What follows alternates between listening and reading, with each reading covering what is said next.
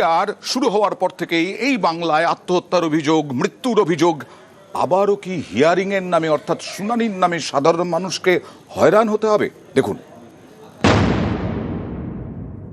অসুবিধা বলতে ধরুন আমরা মধ্যবিত্ত মানুষ, আমরা ডেলি আনি ডেলি খাই। সেখানে যদি একদিন কাজ কামাই করে যদি আমাকে বাঁকুড়া টাউনে আসতে হয় তাহলে বড় সড়ো প্রবলেমে পড়ে যাবে। নচেত আমাদের স্কুল মেলা আছে, প্রাইমারি স্কুল কিংবা পঞ্চায়েতে যে যদি করে, যেমন আমাদের এসে আজ যেমন করছিল, এসে পরে বাড়িতে এসেছে, এরকম করলে আমাদের খুব ভালো হয় আর কি।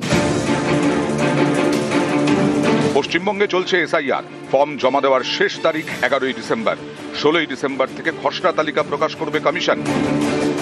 যাদের নাম খসড়া তালিকায় থাকবে না তাদের ডাকা হবে শুনানিতে।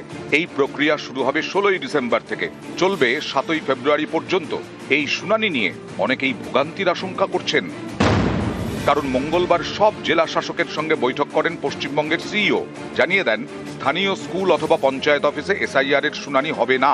শুনানি হবে বিডিও অথবা এসডিও অফিসে। শুনানির ওয়েবকাস্টিং হবে। নজরদারি চালাবে নির্বাচন কমিশন।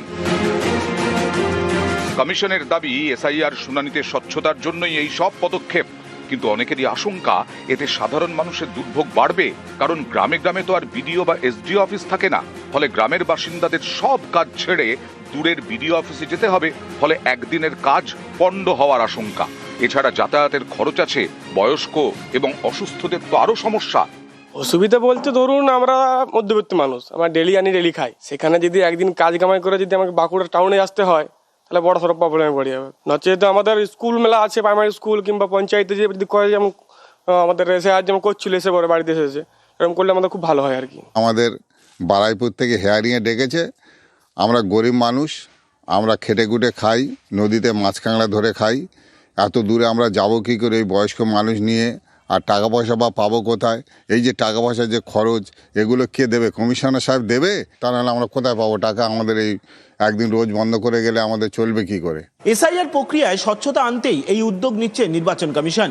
কিন্তু প্রশ্ন উঠছে, এই উদ্যোগের দারুণ হয়রানির শিকার হতে হবে না তো সাধারণ মানুষকে, যাদের হিয়ারিংয়ের জন্য ডাকা হবে?